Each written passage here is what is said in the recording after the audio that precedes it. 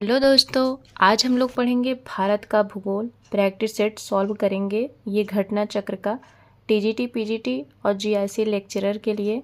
Last तक आप लोग वीडियो को वॉच करिएगा और फीडबैक ज़रूर दीजिएगा, कैसी लगे वीडियो ये भी बताइएगा। तो आइए हम लोग पढ़ लेते हैं भारत का भूगोल। पहला है, भारत का क्षेत्रफल कितने वर्ग किलोमीटर है? तो भारत का क्षेत्रफल है 32,87,263 वर्ग किलोमीटर है। उसके बाद ये है ट्रिक, हमने जो बनाया है अपना खुद का। रूठा, कनाडा, अमेरिका, चीन, बाजू, आँख मिला लिए। जैसे ही कनाडा रूठता है, हाँ, अमेरिका, चीन, बाजू और आँख मिला लेते हैं। तो ये है क्षेत्रफल के अकॉर्डिंग।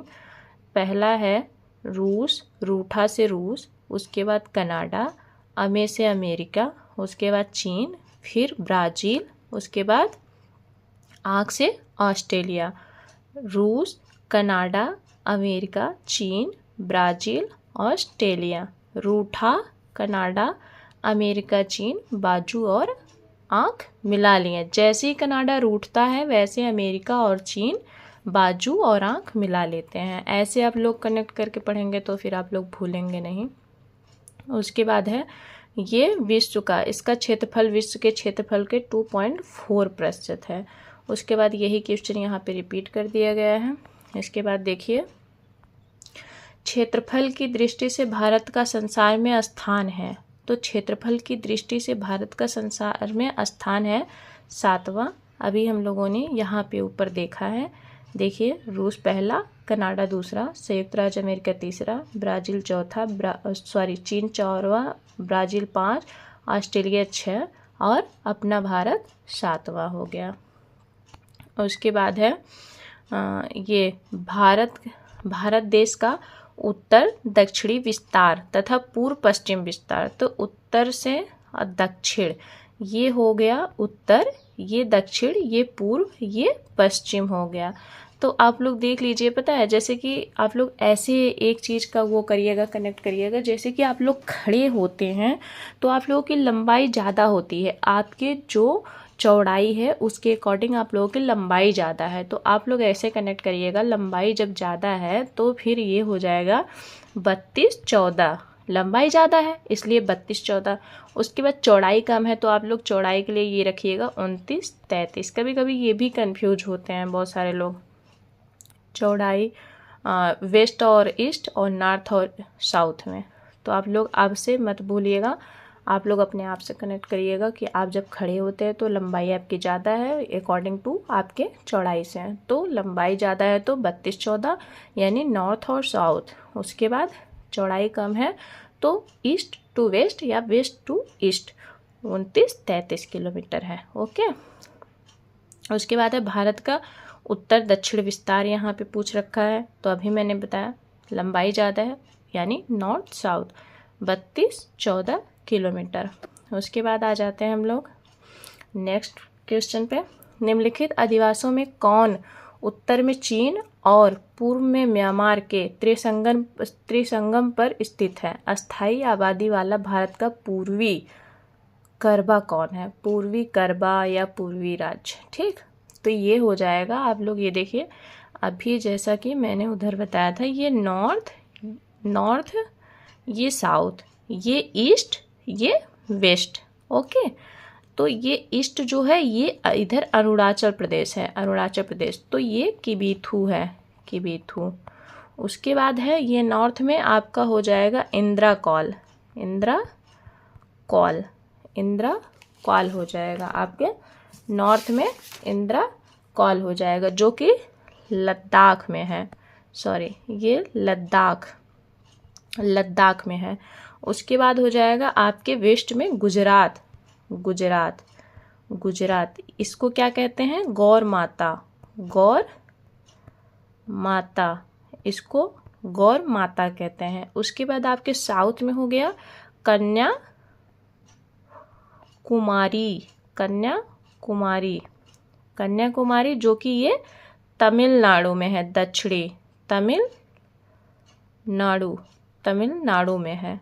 तो अभी आप लोगों से क्या पूछा, पूर्वी, पूर्वी यानी ये हो जाएगा किबिथु।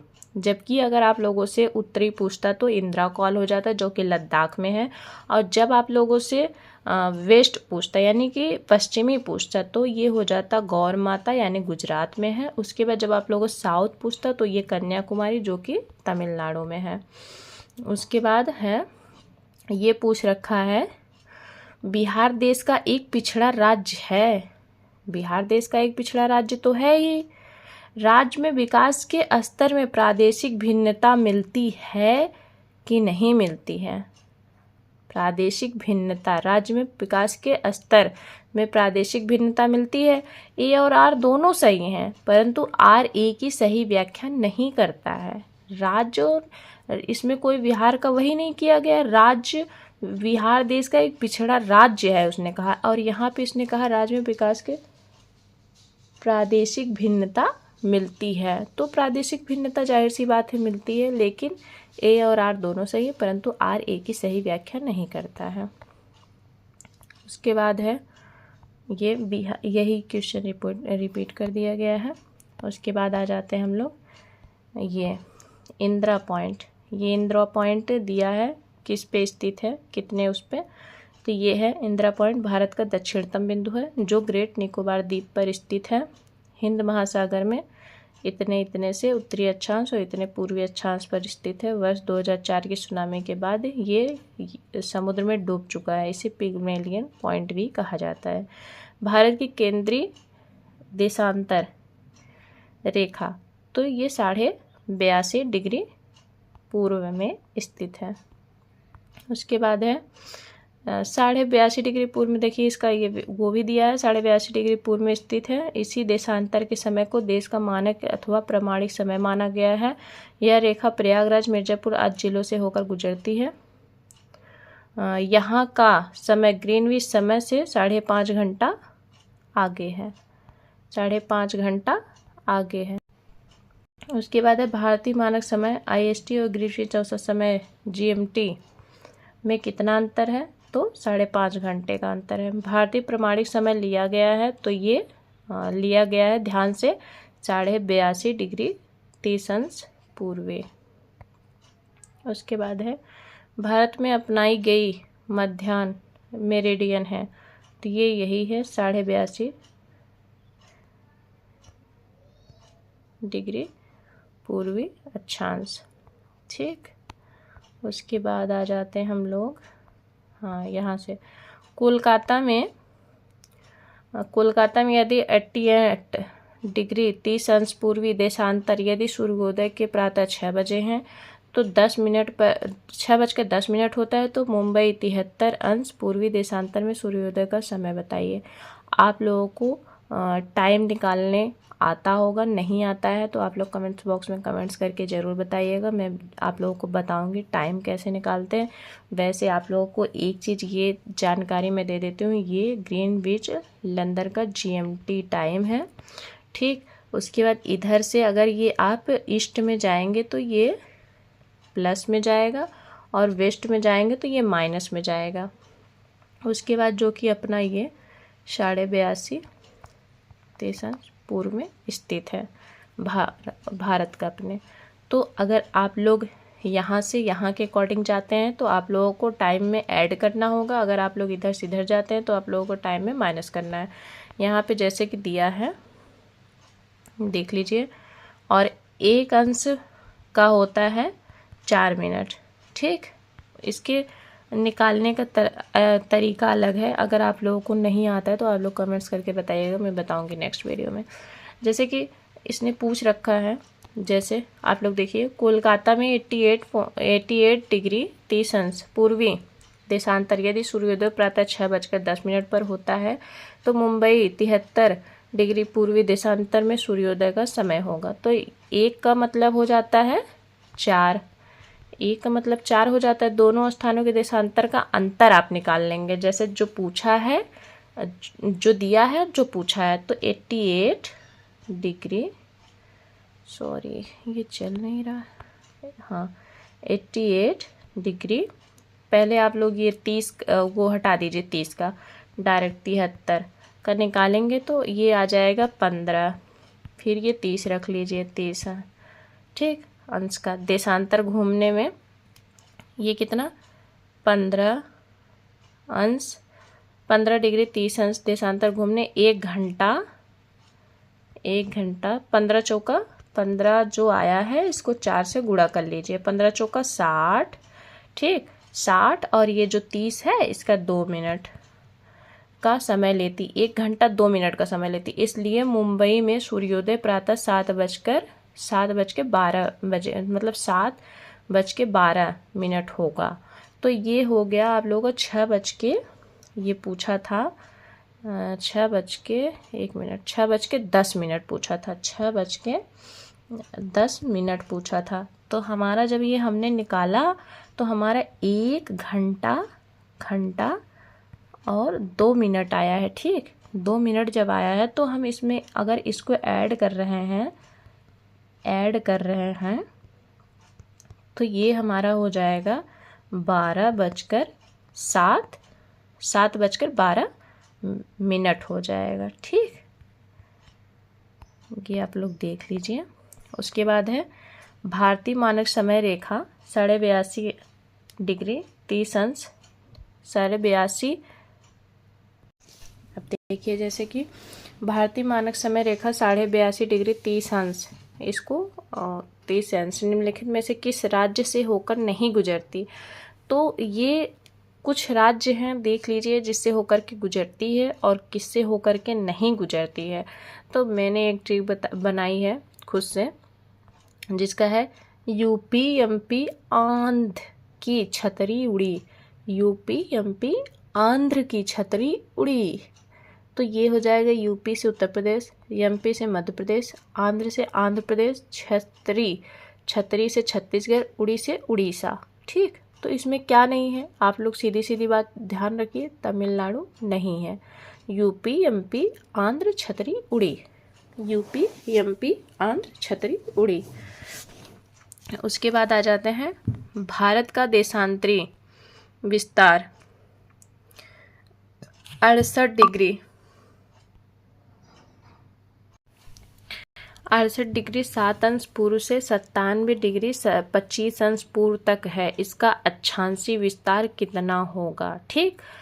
इसका ये देशांतरी विस्तार दिया है जो कि, और अक्षांशीय विस्तार पूछ रहा है, तो इसका अक्षांशीय विस्तार हो जाएगा 8 डिग्री 4 अंश से 37 डिग्री 6 अंश उत्तर ठीक, उत्तरी अक्षांश। उसके बाद है जब ग्रीनविच में दोपहर का 1 बजा हो तो उस समय भारत का मानक समय क्या होगा। तो जब ये ग्रीनविच हो गया जीएमटी ठीक, इस पे ये बोल रहा है 1 बजा हो, तो ये भारत का इधर है ठीक, ये भारत का है जो कि इससे 5.5 घंटा आगे है। तो ये बोल रहा है कि 1 बजा हो, जब यहाँ पे 1 बजा है तो आप 5.5 घंटा इसमें ऐड करेंगे तो क्या होगा, शाम के 6:30 बजे होंगे। दोपहर का ये बोला है, दोपहर जब 1 होता है तो पीएम हो जाता है ठीक। तो आप अगर इसको 5.5 जोड़ेंगे तो ये हो जाएगा 6.5 घंटा। उसके बाद आ जाएगा आपका कर्क रेखा निम्नलिखित में से भारत के किस एक राज्य से होकर नहीं गुजरती। तो आप लोग देख लीजिए, ये वैसे मैंने एक ट्रिक बनाई है, मगरमच्छ झपटा, मगरमच्छ झपटा ठीक, मगरमच्छ झपटा। तो ये हो जाएगा मेरा मध्य प्रदेश ठीक, गुजरात, राजस्थान, उसके बाद मिजोरम, उसके बाद छत्तीसगढ़, उसके बाद हो जाएगा झारखंड, पश्चिम बंगाल, त्रिपुरा ठीक। मगरमच्छ झपटा आप लोग अपनी भी ट्रिक बना लीजिएगा, या इसी से आप लोग को याद करना है तो आप लोग कर लीजिएगा। और इसमें क्या नहीं है, तो मणिपुर नहीं है। वैसे अक्सर एग्जाम में मणिपुर ही दे देता है जब फंसाना होता है उसे, और लोग जल्दी से मार देते हैं, क्योंकि मिजोरम और वो है मध्य प्रदेश, मिजोरम मध्य प्रदेश। जो ट्रिक वाले हैं वो कभी कभी धोखा भी खा जाते हैं, इसलिए आप लोग ध्यान से करिएगा। उसके बाद कर्क रेखा भारत के निम्नलिखित प्रांतों से होकर नहीं गुजरती। तो नहीं गुजरती, आप लोगों ने ये भी देखा, उत्तर प्रदेश से भी नहीं गुजरती है। भारत में कर्क रेखा कितने राज्यों से होकर के गुजरती है? तो ये 8 राज्यों से होकर के गुजरती। इसकी एक और ट्रिक है, मित्र पर गमछा झार या फिर मगरमच्छ झपटा, जिससे भी आप लोगों को सही लगे आप लोग याद कर लीजिएगा। यदि भारत की कर्क रेखा के स्थान पर विषुवत रेखा होती तो यहाँ की जलवायु पर जो प्रभाव पड़ता है वह है अधिक ताप व अधिक वर्षा। यदि भारत की कर्क रेखा के स्थान पर विषुवत रेखा, आप लोगों को पता है ये जो ग्लोब है इसके बीचों बीच से ये विषुवत रेखा जाती है, ठीक। उसके नॉर्थ में ये कर्क रेखा है 23.5, ठीक, 23.5। उसके बाद ये 23.5 ये नॉर्थ, और ये 23.5 साउथ में ये मकर रेखा है। तो ये जो सूर्य है यहाँ पे है, इसकी सबसे सीधी किरणें हमेशा कर्क रेखा पे लंबवत पड़ती, तो सबसे ज़्यादा वर्षा, सबसे ज़्यादा धूप यहीं पे रहती है। तो इसीलिए है अधिक ताप एवं अधिक वर्षा होता। उसके बाद आ जाते हैं हम लोग, ये हम लोग का एक चैप्टर ख़त्म हो गया, अभी है कुछ उसमें का, ये हो गया 21 ख़त्म हो गया। उसके बाद आ जाते हैं हम लोग 22। कर्क रेखा किस नदी को नहीं काटती? कर्क रेखा ये नहीं काटती है नर्मदा को, बाकी सोन, रिहंद, बेतवा ये तीनों को कर्क रेखा काटती है। उसके बाद है ये कर्क रेखा जो है ये माही नदी को 2 बार काटती है। जैसे कि ये हम लोग ग्लोब बना लेते हैं, यहाँ से विषुवत रेखा, ये कर्क रेखा, ये मकर रेखा, ठीक। तो एक ट्रिक है माँ काली, ध्यान रखिएगा, माँ काली से ये हो जाता है, जो ये माँ है, माँ से माही नदी। उसके बाद ये से क्या बोलते हैं, काली से हो गई कांगो। ऐसे ही ऊपर से करिएगा, माही कर्क रेखा पे हो गई, कांगो विषुवत रेखा पे होगा, लिम्पोपो ये मकर रेखा को पे हो गई। तो माही नदी कर्क रेखा को 2 बार काटती है, कांगो नदी विषुवत रेखा को काटती है, लिम्पोपो नदी मकर रेखा को काटती है। उसके बाद हो गया भारत पाकिस्तान के मध्य कश्मीर समस्या को लेकर कितनी बार युद्ध हुआ है? ये हुआ है 3 बार, 48, 65, 1999 में हो चुके। उल्लेखनीय है कि भारत एवं पाकिस्तान के मध्य वर्ष 1971 में युद्ध बांग्लादेश पूर्वी पाकिस्तान की समस्या के कारण हुआ था। उसके बाद आ जाते हैं अंतर्राष्ट्रीय सीमाएं। निम्नलिखित में कौन भारत एवं श्रीलंका को अलग करता है? तो ये अलग करता है पाक जल डमरू मध्य, भारत और श्रीलंका को अलग करता है। यह भारत के तमिलनाडु राज्य को श्रीलंका के मुख्य भूमि से अलग करता है। सुंडा जल डमरू मध्य इंडोनेशिया के जावा एवं सुमात्रा द्वीप को अलग करता है। उसके बाद आ जाता है डोकलाम त्रिमुहानी पर अवस्थित है। डोकलाम त्रिमुहानी पर अवस्थित है भूटान, चीन एवं भारत। उसके बाद आ जाते हैं हम लोग, ये डोकलाम पठार ... के त्रिसंगम पर स्थित है। तो अभी तो बताया भारत, चीन एवं भूटान। उसके बाद है डूरंट रेखा किन 2 देशों की सीमा रेखा है? तो डूरंट रेखा अब पाकिस्तान और अफगानिस्तान की है। डूरंट रेखा पाक और अफगानिस्तान, और अगर ये नदियाँ हो पाक तो भारत और अफगानिस्तान लगाइएगा। डूरंट रेखा कौन से देशों को अलग करती हैं? तो डूरंट रेखा भारत और अफगानिस्तान को अलग करती है, क्योंकि यहाँ पे आप लोगों ने देखा पाकिस्तान तो था ही नहीं, तो आप लोग ढूंढते रह जाते। तो इसलिए सबसे पहले आप पाकिस्तान और अफगानिस्तान को ढूंढिएगा, अगर नहीं है तो आप लोग भारत एवं अफगानिस्तान लगाइएगा। उसके बाद है भारत और चीन के मध्य की सीमा रेखा को किस नाम से जाना जाता है? तो भारत और चीन के सीमा रेखा को मैकमोहन के नाम से जाना जाता है। उसके बाद आ जाते हैं ये, भारत और पाकिस्तान के बीच सीमा का निर्धारण किस समझौते के कारण हुआ? तो ये रेड क्लिफ। उसके बाद है मैकमोहन रेखा का सीमांकन किस वर्ष में हुआ था? तो ये हुआ था 1914 में, 1914। उसके बाद आ जाता है भारत की भू सीमा तथा जल सीमा को मिलाकर कुल कितनी सीमा की लंबाई है? तो आप लोग देख लीजिए 22,560 किलोमीटर है। भारत की स्थलीय सीमा की लंबाई 15,106.7 किलोमीटर है तथा द्वीपों सहित की कुल तटीय सीमा की लंबाई 75,16.6 किलोमीटर है। इस प्रकार भारत की भू सीमा तथा जल सीमा की कुल मिलाकर लंबाई 22,623.3 किलोमीटर है। देख लीजिएगा।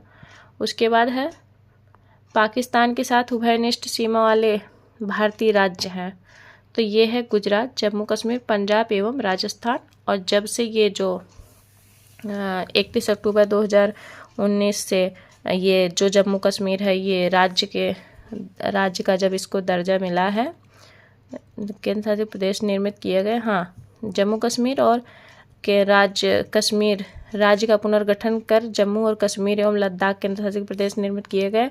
इन दोनों केंद्र शासित प्रदेशों की सीमा पाकिस्तान को स्पर्श करती है। लद्दाख की भी सीमा स्पर्श करती है और इसकी एक ट्रिक है पंगु राज।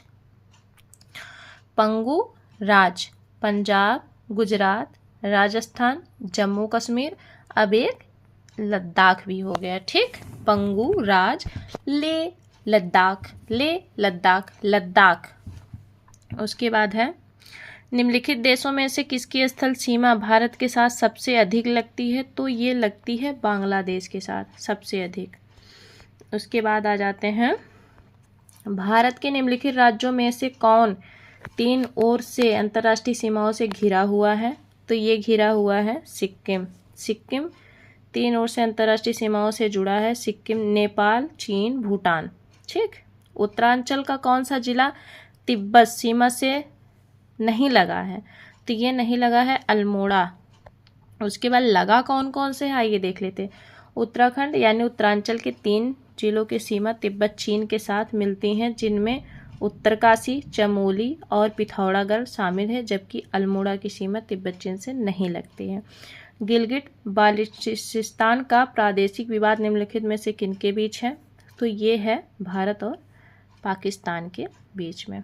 उसके बाद आ जाते हैं उत्तर प्रदेश के निम्नलिखित जनपदों में से किसकी सीमा नेपाल से उभयनिष्ठ नहीं है, तो ये नहीं है कुशीनगर के। कुशीनगर की सीमा नेपाल से उभयनिष्ठ नहीं है। नेपाल के साथ उत्तर प्रदेश के पीलीभीत, लखीमपुर खीरी, बहराइच, श्रावस्ती, बलरामपुर, सिद्धार्थनगर, महराजगंज जिलों की सीमा उभयनिष्ठ है, लेकिन कुशीनगर की नहीं है।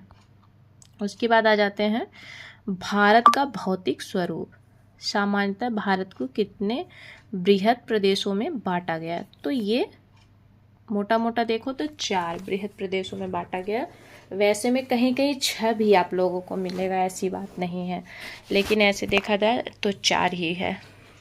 उसके बाद है ये देखिए कौन कौन सा है, उत्तरी पर्वत, बृहद मैदान, प्रायद्वीपीय, उच्चभूमि तथा भारतीय तट एवं द्वीप। ठीक, उसके बाद है वो भी 6 इसलिए है कि क्योंकि इसी में जो 4 हैं इसी के जैसे बृहद हो गया, इसके 2 पार्ट कर दिए, तट एवं द्वीप 2 पार्ट कर दिए, ऐसे करके इसमें भी यही पूछा है।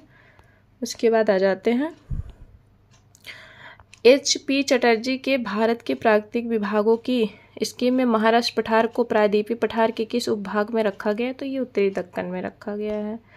उसके बाद आ जाते हैं ये सुमेलित करने के लिए दिया गया है, जिसको यहाँ पे दर्शाया गया है, आप लोग देख लीजिए। आर्कियन का धारवाड़ से, पुराण का विंध्यन से, सबसे पुराना विंध्यन है, द्राविडियन, आर्डोविशियस, आर्यन, गोंडवानालैंड। ओके, उसके बाद आ जाते हैं दक्कन जाल बना है, ये बना है बेसाल्ट से, दक्कन जाल जो है। उसके बाद आ जाते हैं भारतीय प्रायद्वीप की केंद्रीय उच्च भूमि बनी हुई है, तो ये केंद्रीय उच्च भूमि बनी हुई है आग्नेय और कायांतरिक चट्टानों से। भौगोलिक रूप से भारतीय प्रायद्वीपीय पठार पृथ्वी की सतह पर प्राचीन भूखंड है। इसे अपेक्षाकृत अधिक स्थिर भूमि वाला क्षेत्र माना जा रहा है। प्रायद्वीपीय भारत की केंद्रीय उच्च भूमि का निर्माण आग्नेय और कायांतरिक या फिर कायांतरिक को ही रूपांतरिक चट्टान कहा जाता है। कौन एक सुमेलित नहीं है, आइए देख लेते हैं।